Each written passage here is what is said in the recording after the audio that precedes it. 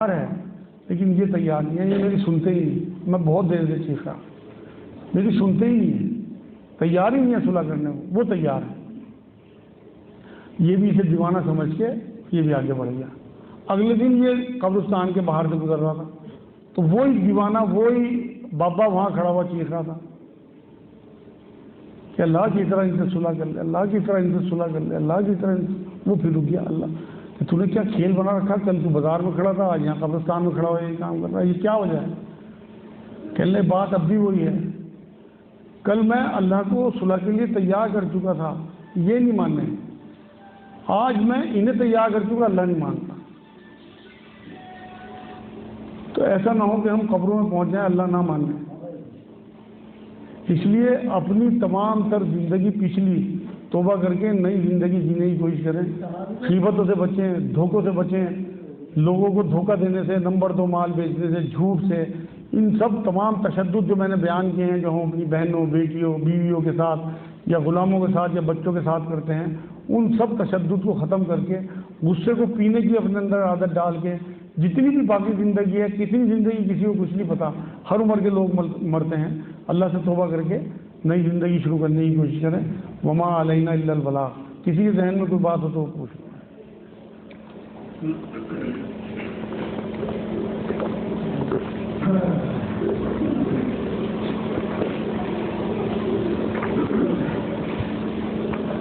Bank میں saving account ہوتے ہیں، فرض کیجیے سر یہ کسی میں کاپی اپنی اپڈیٹ کرائی، اس میں پایا دوسرے انٹرسٹ کے 20 50 100 200 روپئے، کیا وہ 200 روپئے کو نکال کے دینا ضروری ہے یا اپنے پاس سے دے اور انہیں کس طرح سے ہو جائے؟ یار جب بھی یہاں پروگرام ہوا یہ سوال ضرور آیا، اس کے لیے سب سے پہلے تو میں آپ کو حل بتا دوں۔ اس کا حل یہ ہے کہ آپ اپنے تمام سیونگ اکاؤنٹ بند کرا کے کرنٹ اکاؤنٹ کھلوا لیں۔ کوئی بینک منع نہیں کرتا آپ کے پرسنل کرنٹ اکاؤنٹ کو، اس میں انٹرسٹ کا چکر ہی ختم ہو جائے گا، لیکن جن لوگوں کے موجود ہیں وہ 100 200 400 50 ہزار لاکھ وہ وہیں چھوڑ دیں، اپنے سائن سے نہ نکالیں، کیونکہ جو میں نے حدیث سنائی ہے، بیاج کا لینے والا، بیاج کا دینے والا، بیاج کا گواہ اور بیاج کا لکھنے والا، سب اسی میں، آپ کے سائن سے وہ پیسہ نکلے گا۔ وہ بیاج کا پیسہ نکالی کہ آپ کسی غریب کو دیں یا لیٹرین باتھ روم بنا دیں، آپ ملوث ہو گئے لکھنے والوں میں، تو اس لیے اس پیسے کو وہیں چھوڑ دیں، اس اکاؤنٹ کو ختم کریں وہیں، اور نیا اکاؤنٹ کرنٹ کھلوا لیں، اپنی آخرت بچائیں، چند ٹکوں کے بارے میں نہ سوچیں بالکل بھی۔ بات ایک سوال یہ آیا بھائی کیا حضور کو علم غیب تھا؟ دیکھو جی، علم غیب انبیاء کو اتنا ہی ہوتا تھا جتنا اللہ انہیں دیتا تھا۔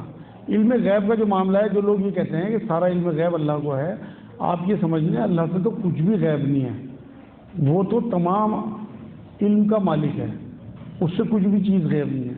اس نے اپنے بندوں میں جس نبی کو جتنا چاہا علم دیا، وہ جو ہم سے غیب ہے، اب حضور صلی اللہ علیہ وسلم کو معراج دکھائی، وہ علم ہمیں تو نہیں پتا کہاں کہاں گھومے، کیسے کیسے معاملے، تو وہ ہمارے لیے علم غیب ہے۔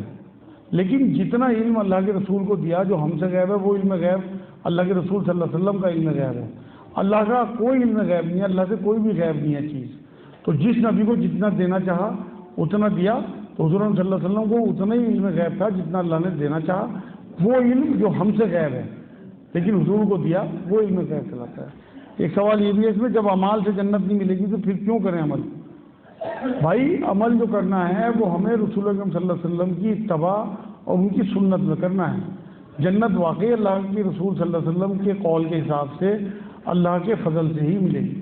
حضور صلی اللہ علیہ وسلم نے ایک بار صحابہ سے بات فرمائی کہ اعمال پہ بھروسہ نہ کرنا، جنت تمہیں فضل سے ملے گی۔ تو صحابہ نے پوچھ لیا جسارت کر کے حضور آپ کو بھی کہ ہاں مجھے بھی۔ تو اس لیے عمل جو ہیں وہ ہماری اپنی تخلیق ہیں، ہماری مخلوق ہیں، تو مخلوق پہ بھروسہ کرنا شرک ہے۔ تو آپ کو اپنے اعمال پہ بھروسہ نہیں کرنا لیکن اعمال چھوڑنے بھی نہیں ہے۔ یوں سمجھو آپ کہ آپ کو انٹری جنت میں اللہ کے فضل سے ملے گی، اور اندر جو آپ کے درجے بلند ہوں گے، جنت میں بھی بہت سارے درجے ہیں، وہ آپ کے اعمال کے حساب سے آپ کو درجے بلندی ملے گی۔ تو اس لیے اعمال بھی نہیں چھوڑنے، آپ تو کی جنت مانگو نا، اعمال ایسے کرو، ایسا تقویٰ اختیار کرو کہ جنت الفردوس میں جو اللہ کے پڑوس کا مقام ہوگا بالکل وہاں آپ کو جگہ ملے، جو جنت الفردوس چلاتی ہے اسی کا سوال کیا کرو اللہ سے۔ کتنی بیویاں تھیں؟ کوئی 7 کہتا ہے، کوئی 9 کہتا ہے. نہیں حضور اکرم صلی اللہ علیہ وسلم کی 11 بیویاں تھیں بھائی، ٹوٹل 11 بیویاں. اور بچے کتنے تھے؟ بیٹے بیٹیاں؟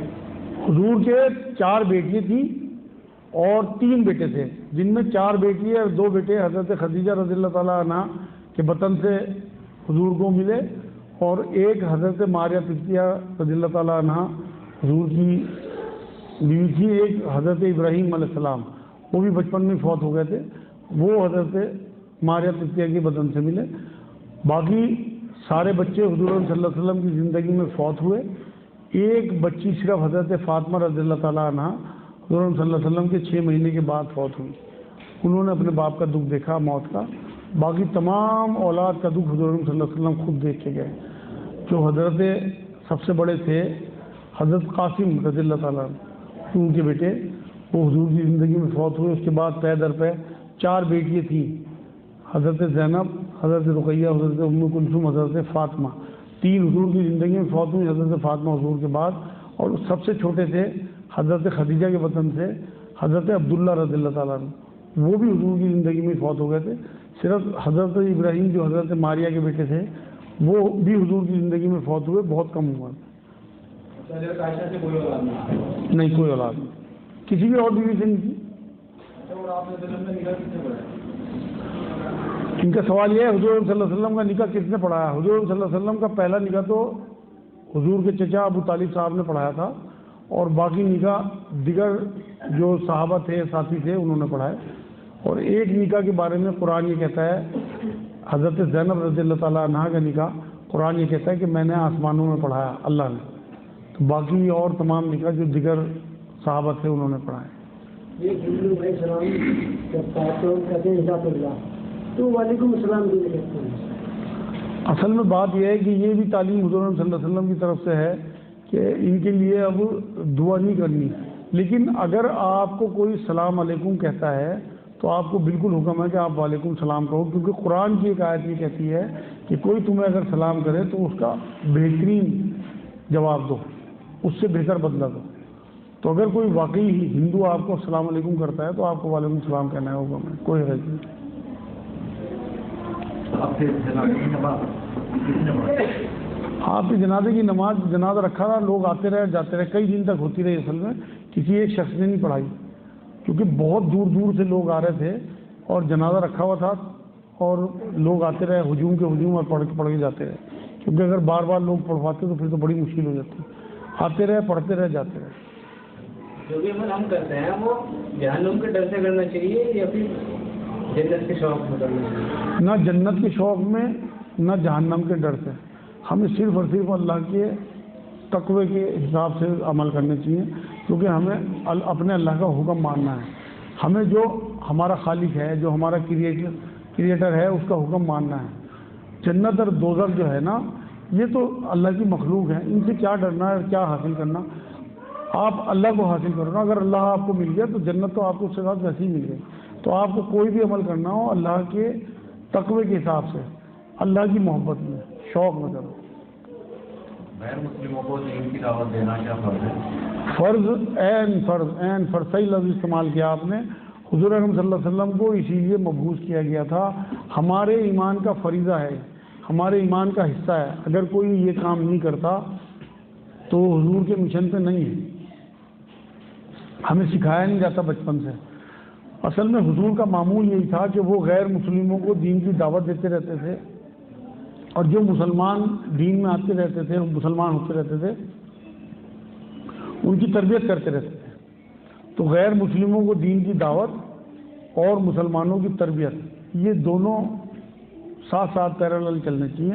یہ حضور صلی اللہ علیہ وسلم کی سنت ہے.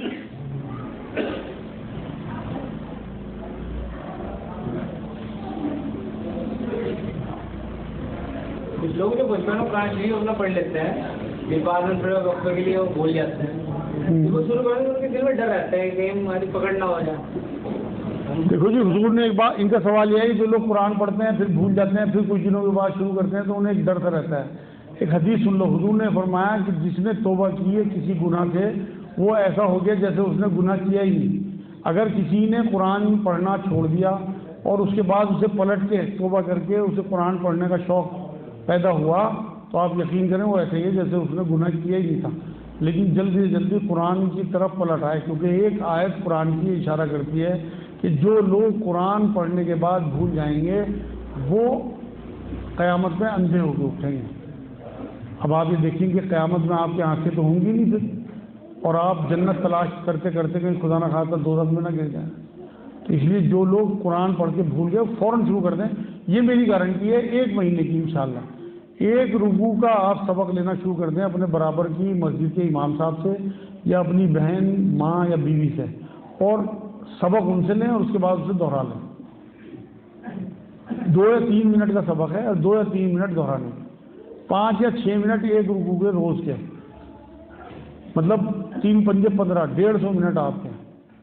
150 منٹ کا مطلب ایک مہینے میں آپ صرف 2.5 گھنٹے میں، گارنٹی ہے میری انشاءاللہ کہ آپ قرآن یاد کر لیں، کیونکہ میں کرا چکا 10-20 لوگوں کو یہاں، جن لوگوں کو میں یہ بات بتا کے جو آپ لوگوں کو بتا رہا ہوں صرف یہی بات، اور ان سے جب فیڈ بیک لیا تو ان کا قرآن شروع ہو چکا 1 مہینے میں، صرف 30 رکوع کے بعد انہیں پورا قرآن یاد آ گیا، کیونکہ اللہ کی ہیلپ بھی تو آتی ہے نا، جب آپ اللہ کے لیے کہیں قدم بڑھاتے ہو تو پھر اللہ بھی فرشتوں کے ذریعے آپ کی مدد کرتے ہیں۔ قرآن کی آیت ہے وہ لوگ گرو ہو گئے نبی تمہارا ان سے کوئی کام ہو پھر گرو بندی اس میں تو بہت ایک کو بھی چلنا چاہیے، گرو سے بچنا چاہیے۔ وہی تو آج میں نے بیان کیا کہ گروہ بندی سے ہی تو بچنے کا حکم ہے، کہ اللہ کے رسول صلی اللہ علیہ وسلم کا جب آپ سے واسطہ ہی نہیں ہوگا تو آپ کا کیا آخرت میں بنے گا، آپ سوچ کے تو دیکھو۔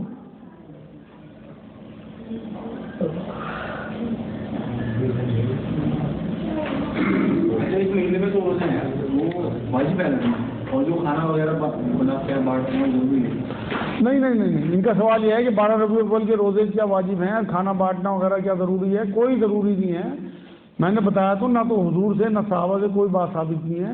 اگر آپ نفلی روزے اس وجہ سے رکھتے ہو کہ رحمت للعالمین کا مہینہ ہے تو آپ کو بہت ثواب ہے، لیکن اگر آپ یہ سوچتے ہو میں نے نہ رکھا تو گناہ ہوگا تو آپ بدعت کر رہے ہیں، پھر آپ گناہ گار ہو۔ تو اس لیے اگر آپ رکھتے ہو بہت اچھا ہے، نہیں رکھتے کوئی حرج نہیں۔ بالکل اسی طرح کھانے وانے کا معاملہ ہے کہ اگر آپ اس نیت سے کہ رحمتوں کا مہینہ ہے اور اس میں میں غریب لوگوں کو کھانا کھلوا دوں، آپ دیگیں بٹواتے ہو، میٹھا بٹواتے ہو، کوئی حرج نہیں، لیکن اسے کر نہیں بنانا کہ میں نے نہ کرا تو میں گناہ گار ہو جاؤں گا۔ بس یہاں پھنستے ہیں لوگ، بدعت یہ ہے کہ کر بنا لینا، ورنہ کوئی حرج نہیں ہے، بالکل کھانا کھلانے کے بہانے ڈھونڈا کرو لوگوں کو، کیونکہ حضور کی حدیثوں سے بارہا یہ بات ثابت ہے کہ لوگوں سلام کو عام کرو، بھوکے کو کھانا کھلاؤ، تم آسانی سے جنت میں چلے جاؤ گے، یہ حدیثوں کا حصہ ہے۔ تو آپ جو ہیں اگر آپ لوگوں کو کھانا کھلاتے ہیں کسی بھی بہانے سے اللہ کے لیے تو بالکل آپ کے لیے انشاءاللہ آخرت میں ذخیرہ بن جائے گا۔ اور بھوکوں کا یہ بھی نہیں کہا امیر ہو یا غریب ہو، کوئی بھی ہو آپ کھانا کھلاؤ۔ حضور تو تلاش کرتے تھے، اپنے حجرے کے باہر کھڑے ہو جاتے تھے، اگر کوئی صحابی ساتھ نہ ہوا تو چلتے پھرتے لوگوں کو پکڑ لیا کرتے تھے اپنے ساتھ کھانا کھلانے کے لیے، یہ بھی حضور کی سنت ہے۔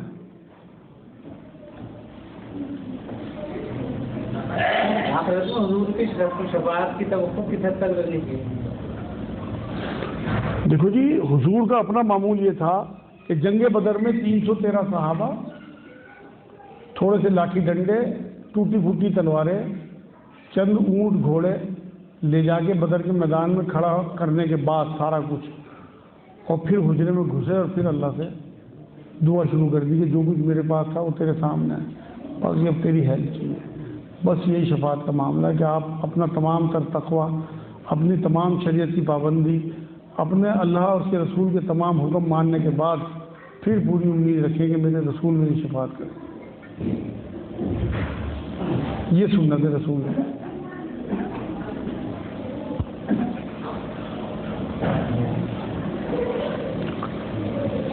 سوا 9 ہو گئے میرے خیال میں، آج پروگرام کو یہیں ختم کر کے دعا کرا کے انشاءاللہ ہلکا پھلکا اور پھر ساتھ میں کھانا کھاتے ہیں۔ کھانا آ چکا ہے نہیں؟ ابھی نہیں آیا راج بھائی؟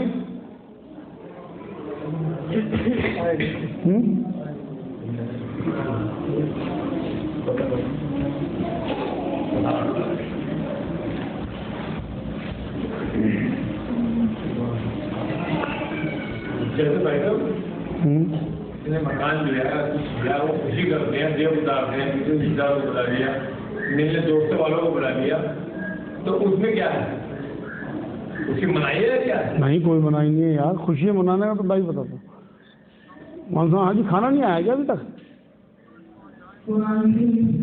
अच्छा गली में है, ठीक है।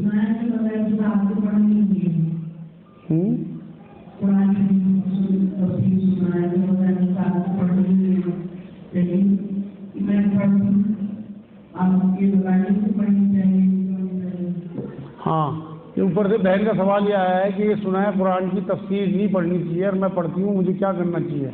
बिल्कुल पढ़ना चाहिए, आप ही के लिए तफसीरें हुई हैं, ये उलमाए दीन के लिए नहीं हुई, बल्कि उलमाए दीन ने करी हैं आम लोगों के लिए। आपको तफसीर ना करने का हुक्म है, ना पढ़ने का हुक्म नहीं है। आपको जब तक तमाम उलूम का इल्म ना हो तब तक आप तफसीर ना करें, तर्जुमा ना करें, लेकिन बुजुर्गान दीन के करे हुए तर्जुमे आपको पढ़ने चाहिए अपनी ज़बान में, जो आपको ज़बान जिस पे आपको महारत हासिल हो, और आपको तफसीर भी पढ़नी चाहिए अपने मसलक के हिसाब से, जिस भी आप बुजुर्ग को मानती हो अपने करीब में, उनकी तफसीर आप पढ़ लें, बिल्कुल कोई हरज नहीं है। पैसे उधार मांगे तो जब वापसी मांगे उससे तो मैंने आपके पैसे कुर्बानी में लगा दिए, मुझे कुर्बानी कहा था आपके, तो उस बंदी की कुर्बानी हुई है मुझे? बिल्कुल नहीं हुई। इनका सवाल यह है किसी ने किसी से पैसे ले रखे थे और वो पैसे अगर किसी और मद में लगा दिए, उसे वापस नहीं करे तो क्या उसे उस मद का सवाब मिलेगा? बिल्कुल नहीं, ये गुनहगार होगा, क्योंकि इसने पैसे लिए थे, पैसे वापस करने चाहिए, उससे पूछ के अगर वो कहता है कि मेरी कुर्बानी कर दो, फिर वो कुर्बानी कर सकता था, उसकी भी इजाज़त नहीं कर सकता। इनका सवाल ये है कि अगर कोई घर में जाए और अपने रिश्तेदारों दोस्तों को बुलाए तो वो कहता है उनका खाना वाना करना बिल्कुल जायज़ है, इस तरह की गैदरिंग होनी चाहिए, इस तरह कुदूरतें दूर होती हैं, आपस में मोहब्बतें बढ़ती हैं, दिलों की सफाई होती है, और करना भी चाहिए, मतलब कसदन करना चाहिए खाना एक दूसरे के साथ बैठ के, बस औरत मर्द का खुलत मुलत ना हो, पर्दे का लिहाज रखते हुए बिल्कुल आप लोग एक दूसरे के रिश्तेदारों के साथ उनकी खुशियों में शरीक होकर खुशियाँ बढ़ाया करो, उनके गमों में शरीक होकर उनके गम कम किया करो, यही रसूल अकरम सल्लल्लाहु अलैहि वसल्लम की सुन्नत है। जैसे नियाज के वक्त मदरसे से बच्चे बुला लेते हैं, वो ठीक है? कोई हरज नहीं है, बिल्कुल, वो भी गरीब बच्चे हैं, आप मदरसे के बच्चों को जितना प्यार से बिठा के, क्योंकि हर जगह झिड़कियाँ मिलती हैं गरीब लोगों को, आपके अपने मरकज़ हों, आपके अपने घर हों, आपकी अपनी दावतें हों, उनमें आप गरीबों को जितने ज़्यादा इज्जत दोगे और जितना उन्हें गलबा दोगे अपने प्रोग्राम्स में, आपको आखिरत में उतना गलबा अल्लाह देगा इंशाअल्लाह। अगर वो पैसे न उठाए और कह दे कि नहीं भाई मैंने कह दिया कि बस कुर्बानी होगी, तो क्या होगी उसकी कुर्बानी? पैसे न उठाए लौटाने पड़ेंगे उसको? नहीं, उसे तो पैसे लौटाने पड़ेंगे उनके। हाँ, और पैसे न लौटाए उनके भाई वो गुनहगार है, ये माफ़ कर दे तो फिर बच गया।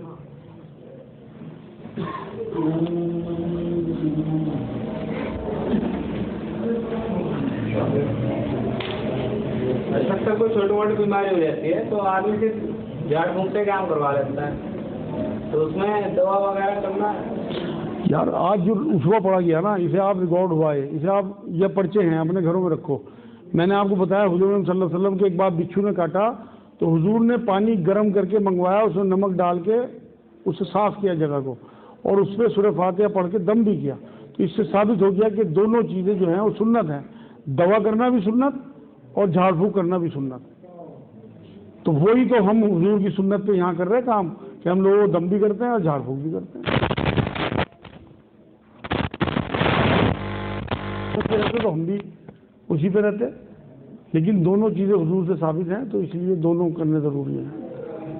उसके हवाले से मेरा एक सवाल है जी, हमारे मसाइल हैं और उनके हल के लिए पैसों की दरकार होती है, इस्लामी निज़ाम नहीं है, पैसे उधार का निज़ाम नहीं है, हम पैसे उधार मांगते हैं, पैसा में उधार नहीं मिलता है, तो अपने मसाइल को हल करने के लिए क्या हम फाइनेंस पर या बैंक से फंड ले सकते हैं प्राइवेट के पास? नहीं, किसी भी कीमत पे नहीं ले सकते मेरे भाई, किसी भी कीमत। उससे तो बहुत बेहतर है, आप ये देखो ना, आपके तो कुछ भी हालात ख़राब नहीं, मदीने के हालात ख़राब। हुज़ूर सल्लल्लाहु अलैहि वसल्लम के ज़माने में ऐसे सहाबी थे कि 3-3 दिन का फाका होता था, पेट पे पत्थर बंधे होते थे। हमारे तो ये हालात आते ही नहीं, हम तो ज़रा सी बात पे फाइनेंस की तरफ चले जाते हैं। आप कुरान में सूरह तलाक में अल्लाह ने ये बात कही है, शुरू में दूसरी आयत है कि जो लोग अल्लाह का तक़वा इख्तियार करते हैं अल्लाह उनके लिए रास्ते निकाल देता है। तक़वा इख्तियार अपने मसले रखे तो देखो, ہم کیا کرتے ہیں چاروں دھیان ادھر ادھر فلاں رشتے مانگ لیں، فلاں سے کر لیں، فلاں افسر سے مل لیں، شاید کام ہو جائے. اللہ کو سب سے بعد میں جب نفل پڑھنے لگیں گے. سب سے شروع میں آپ نفل پڑھنے دیکھو اللہ سے آپ کا کیسے مسئلہ رہتا ہے. صحابہ کرام کی زندگی کاٹی، کبھی بیاج کی طرف نہیں گئے. ایک بار جب بیاج کی حرمت آ گئی تو پھر بیاج کی طرف نہیں گئے. تو آپ کر کے دیکھو اپنا تقویٰ اس قابل. بھائی کیا ہوا سراج بھائی؟ تو پھر حضور کے بارے میں سوال ہے میرا. حضور کے بارے میں کہا جاتا ہے آپ کا سایہ نہیں تھا اور زندگی کا جو ہے کبھی سایہ نہیں ہے. اور تیسری بات یہ کہ حضور جب مطلب رفع حاجت کے لیے لیٹرین کر کے پیشاب کرتے تھے استنجا تو زمین کھل جاتی تھی. تو یہ بات ٹھیک ہے؟ ان کا سوال یہ ہے کہ ایک تو یہ آخری سوال ہے بھائی، اس کے بعد انشاءاللہ کھانے کا انتظام کریں گے دعا کے بعد. ایک تو ان کا سوال یہ ہے کہ کیا حضور کا سایہ نہیں تھا، کیا گنبد خضرا کا سایہ نہیں ہے، یا حضور کے جو بول مبارک تھا وہ زمین کھا جاتی تھی، مطلب پھٹ کے ایک دم اندر جذب ہو جاتا تھا. یہ کیا باتیں صحیح ہیں؟ دیکھو جی، اس میں جو پہلی دو باتیں ہیں ان کے بارے میں کسی قسم کی کوئی صحیح روایت نہیں ہے. حضور صلی اللہ علیہ وسلم کا سایہ نہیں تھا ایسی کوئی الٹی سیدھی روایتیں گھڑی نہیں ہیں لوگوں نے، یا گنبد خضرا کا سایہ نہیں ہے. خود گنبد خضرا کا سایہ میں نے خود دیکھا، واٹس ایپ پہ بھی فوٹو آئے اس کے. اور حضور صلی اللہ علیہ وسلم کے بارے میں یہ کہنا کہ ان کا سایہ نہیں تھا، اس کا بہت بڑا ثبوت حضور صلی اللہ علیہ وسلم کے بال مبارک پوری دنیا میں موجود ہیں لوگوں کے پاس. آپ اس پہ 100 واٹ کا بلب ڈال کے دیکھو، اگر حضور کا سایہ نہیں ہوگا تو اس بال کا بھی سایہ نہیں ہوگا. اگر حضور صلی اللہ علیہ وسلم کے اس کا بال کا سایہ ہے تو حضور کا سایہ تھا، نہیں ہے تو نہیں ہے. حضور کے لیے ایسی کوئی بات نہیں ہے. لوگوں نے بلوجے کا غلو کر رکھا. حضور کا عام لوگوں کی طرح سایہ تھا، ایسی کوئی بات نہیں ہے. ہاں وہ روایت بالکل ٹھیک ہے، حضور صلی اللہ علیہ وسلم کا بول مبارک جو لیٹرین پیشاب ہوتا تھا وہ زمین نگل جاتی تھی. یہ بالکل صحیح روایت ہے، یہ میں نے خود پڑھی ہے. وما علینا الا البلاغ. اللہم صلی علی سیدنا محمد وعلی آل سیدنا محمد کما صلیت علی سیدنا ابراہیم وعلی آل سیدنا ابراہیم انک حمید مجید.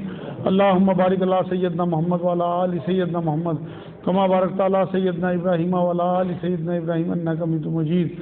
اے اللہ تو ہمارے گناہوں کو معاف فرما دے، یا اللہ تو فضل فرما دے، یا اللہ تو کرم فرما دے، یا اللہ ہمارا یہاں بیٹھنا قبول فرما لے. یا اللہ ہم نے یہاں جو باتیں کہی ہیں سنی اس میں کسی قسم کا شر ہو تو ہمارے دلوں سے دور فرما دے. اس میں جتنے بھی خیر کے پہلو ہیں ہماری زندگیوں میں اتار دے. یا اللہ حضور کی حد درجے کی محبت عطا فرما، حضور کی حد درجے کی اتباع عطا فرما، حضور کی سنتوں پہ چلنے والا بنا دے، حضور صلی اللہ علیہ وسلم کی سنتوں کو زندہ کرنے والا بنا دے. جن جن چیزوں سے حضور نے منع فرمایا ان سے دور رہنے کی توفیق عطا فرما. جن جن چیزوں کو حضور نے کرنے کو کہا انہیں کرنے کی توفیق عطا فرما. یا اللہ ہم نے آپس میں اتحاد اور محبت عطا فرما. یا اللہ ہمیں پکا سچا مسلمان بنا دے. یا اللہ ہمیں گروہبندی سے بچا. یا اللہ ہمیں حضور صلی اللہ علیہ وسلم کی نسبت ان کا فیض عطا فرما. حضور کی خوابوں میں زیارت نصیب فرما. حضور اکرم صلی اللہ علیہ وسلم کے بتائے ہوئے راستے پہ چلنے کی توفیق عطا فرما. یا اللہ ہماری زندگیوں میں جتنے بھی حرام کام ہیں انہیں ہم سے دور فرما. یا اللہ جو حلال ہمارے سے دور ہیں انہیں ہمارے قریب فرما.